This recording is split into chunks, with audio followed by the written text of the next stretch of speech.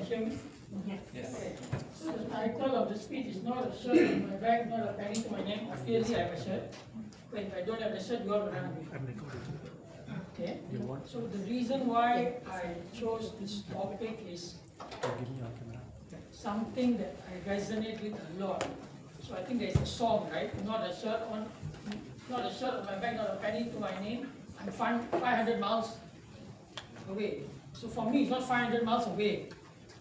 It's 500 miles in the shithole. And I say shithole means literally shithole. So you need to go back. I'm now 56. I just took my CPF from Akong Lee. I checked the money is there, I took it out. Okay, so go back 25 years ago, right? And I did not have a shirt, did not have a penny to my name. I was heavily in debt, right? I owed every financial institution in Singapore, so those who are in the banks, they will definitely know me, especially the credit card, ready credit. I had about $500,000. I owed the banks.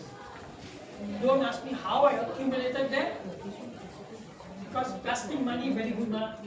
Go everywhere, buy, sign blindly. End of the month, then you get heart attack. I cannot pay. Okay, so coupled with that 500,000 in debt, every month I get salary, I roll over.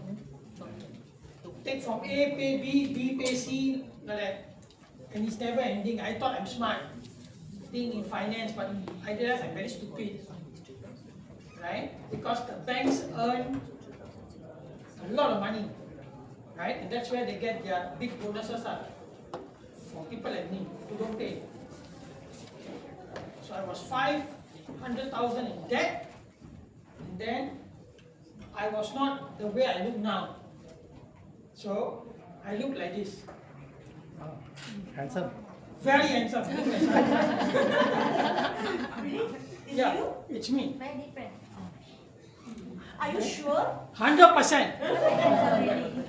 101% is me. Okay? That's great. Huh? You can go and Google. It's definitely me. So that was when I was 130 kilos. What about now? That's very sensitive to ask a man. But since you asked and since you're so pretty, I tell you, 62.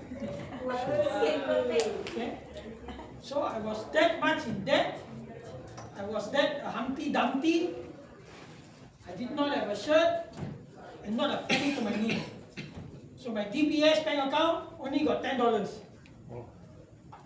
Okay, and the banks wanted to take bankruptcy. So how I reframe myself is what I want to talk about. Right? 25 years ago, I had a very good job. I blew it everything. Okay, with all the debt. Then I had a very big ego. So big that you can't imagine. That I even divorced my wife. Okay, that's a very stupid thing to do. You can ask all those men here. The even more stupid thing to do is marry the same woman again. After you divorce, you siao already, you go back again, you marry her again. So I'm the only statistic in Singapore that has done that in my community. So your SG 50, SG 100, or SG whatever, I got the record.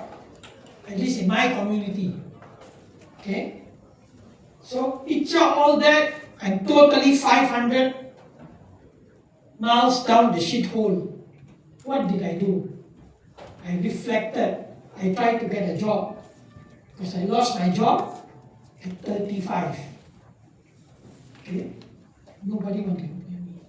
Every time go into, so your qualification all very good, your credential very good, you're very good, you're very good, you're very good, but sorry, I don't want you.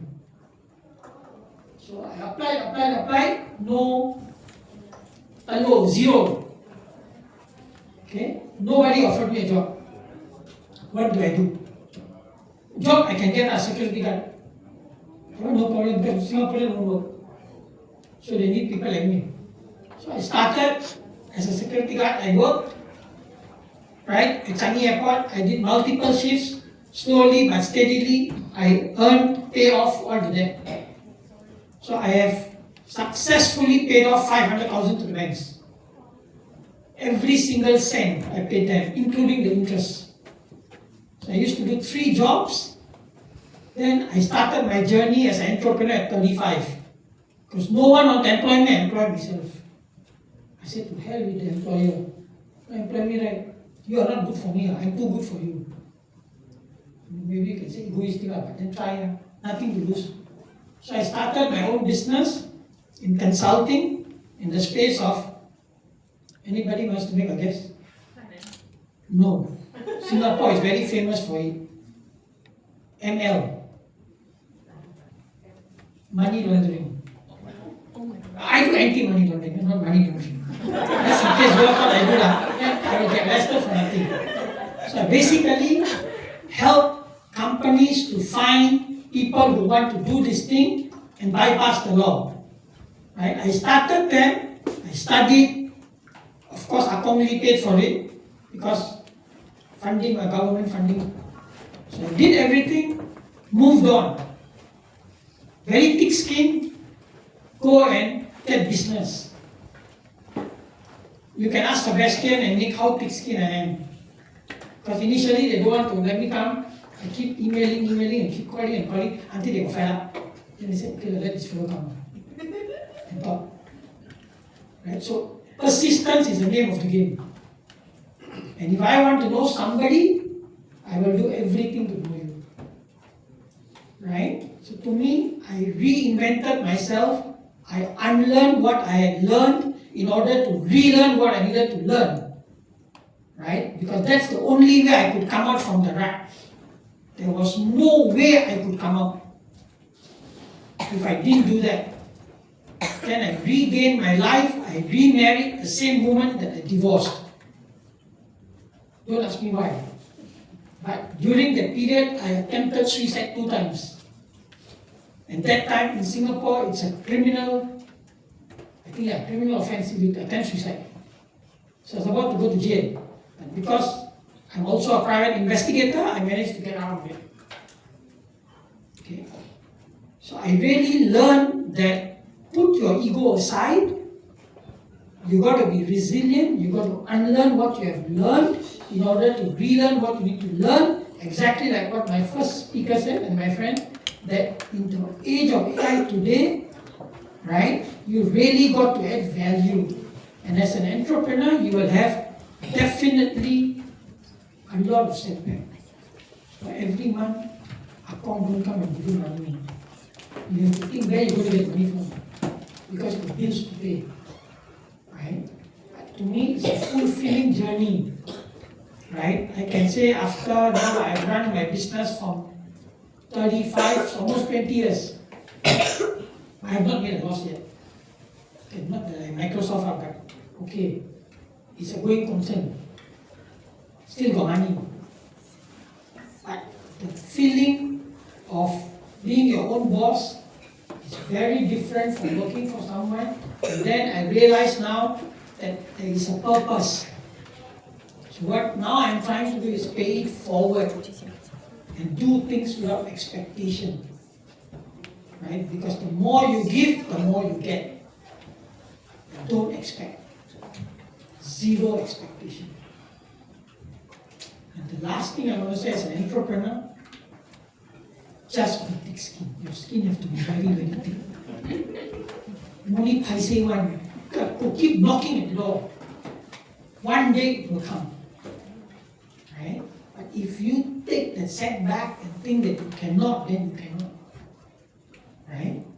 If those of you who watch the football, you know that country called Wade, that almost kicked Argentina out.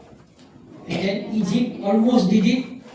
Right? And then now they stop that Singapore is going to win.